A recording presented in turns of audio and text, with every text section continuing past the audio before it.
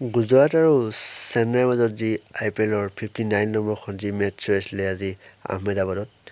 আজি গুজৰাট টাইটেন 35 ৰানত জিকিবলৈ সক্ষম হ'ল।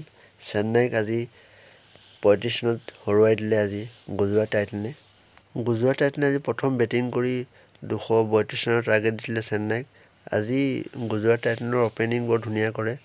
সাই সুদৰ্শন আৰু সুমন গিলে 100 বনায়। বৰ ধুনীয়া এটা ইনিংছ খেলে দুটাই। সাই সুদৰ্শনৰ আজি IPL কেৰিয়াৰৰ প্ৰথমটো 100 বনায় আজি CSKৰ বেটাৰসকলে ইমান ঠিক নেখেলিলে। প্ৰথম দুটা উইকেট সোনকালে গুচি গৈছিলে।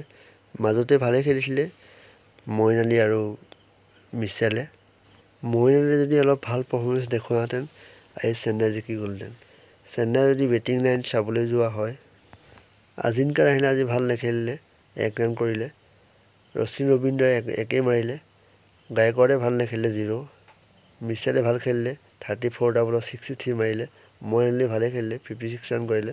শিৱম ডুবে 21 ভালে খেলিলে। জাদেজা 18 ৰান কৰিলে। বাকী ধোনীয়ে ঠিকেই খেলিলেগৈ বাৰু। আজি গুজৰাটৰ মোহিত শৰ্মাই বৰ ধুনীয়া বলিং কৰে। গুজৰাটৰ যদি বলিং লাইন চাবলৈ যোৱা হয়, উমেশ যাদৱে এটা পাইছে, সন্দীপে এটা পাইছে আৰু ৰাছিদ খানে 2টা পালে। মোহিত শৰ্মাই 3টা পালে। বৰ ধুনীয়া বলিং কৰে আজি।